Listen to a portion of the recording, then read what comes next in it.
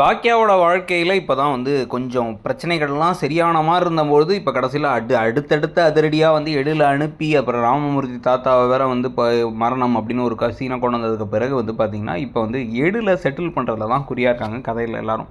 So முதல்ல வந்து பார்த்திங்க அப்படின்னா வந்து பாக்கியா நேற்றைய எபிசோடில் சாப்பாடெலாம் சாரி திங்ஸ் எல்லாம் எடுத்து வந்து கொடுத்தாங்க.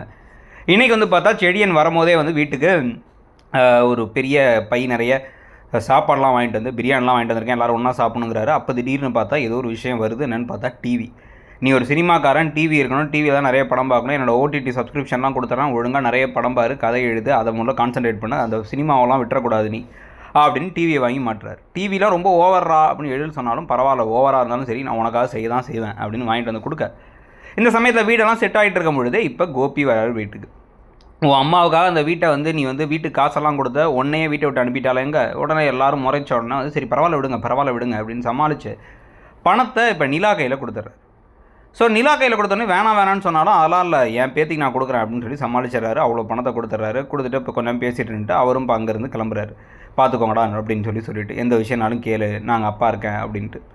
ஸோ இப்போ வந்து பார்த்திங்க அப்படின்னா வந்து இந்த விஷயம்லாம் நடந்து முடிஞ்சதுக்கு பிறகு இப்போ வந்து வீட்டில் சூப்பர் சிங்கரை பற்றி பேசுகிறாங்க. சூப்பர் சிங்கரில் ஒரு பொண்ணு எவ்வளோ கஷ்டப்பட்டு வந்துச்சுங்கிறலாம் பேசினோடனே நல்ல பேர் வாங்குவாங்க அங்கே வந்து ஜெயிச்சா அப்படின்னா சரி அப்போ நம்மளும் வந்து சூப்பர் சிங்கர் போகலான்னு சொல்லிட்டு இனியா பாட்டு பாடி பாட்டாலேயே எல்லாரையும் கொல்கிற ஒரு வித்தையை வந்து அவங்க காமிச்சதை வச்சு கொஞ்சம் நேரம் காமெடி சீன்கள்லாம் நடந்துக்கிட்டு இருந்துச்சு.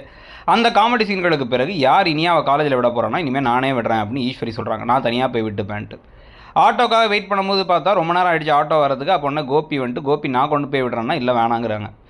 நான் தான் போய் விடுவேங்கிறாங்க ஈஸ்வரி. பாட்டிக்கு வெளில போனால் கொஞ்சம் மனசு கொஞ்சம் ஒரு இதாக டைவர்ட் ஆகும்ல அப்படின்னு ஈஸ்வரி அப்படின்னு இனியா சொன்னோடனே சரி ஓகே அப்படின்ட்டு கோபி என்ன பண்ணுறாரு, பின்னாடியே துரத்திட்டு 2 பேரும் வந்து காரில் வாங்கங்கிறார். முடியவே முடியாதுன்னு ஈஸ்வரி வந்து இப்போ கடைசியில் ஆட்டோவில் ஏற்றி கொண்டு போய் இனியாவை காலேஜுக்கு அனுப்பின உடனே இவர் பின்னாடி இருந்து இறங்கி என்னம்மா நினச்சிட்ருக்கீங்க, அம்மான்னு உங்கள் பின்னாடி நாய்க்குட்டி மாதிரி சுற்றிட்டு வந்தால் என்னை போட்டு காயப்படுத்துறீங்களேன்னா எனக்கு வந்துட்டு இப்போ வாக்குவாதம் பண்ண தெம்பும் இல்லை, அது தோணவும் இல்லை. ஆனால் வந்து இனிமேல் நான் பார்த்துப்பேன், நீ எங்களுக்கு தேவையில்லை அப்படின்னா என்னம்மா செஞ்ச ஒரு தப்பை மட்டும் நினச்சிட்டு நீ மனசை வச்சுக்கிட்டு இருக்கீங்களா, கோபியை மறந்துட்டீங்களா அப்படி இப்படின்னு ஓவராக பேச நீ எவ்வளோ பேசினாலும் இவ்வளோதான்ப்பா அப்படிங்கிற மாதிரி இவங்க வந்து கோவத்தோடே இருக்காங்க. அதோட இன்றைக்கி எபிசோட் முடியுது. ஸோ இன்றைக்கி எபிசோடை பற்றி நீங்கள் நினச்சிங்கிறத சொல்லுங்கள். தேங்க்யூ.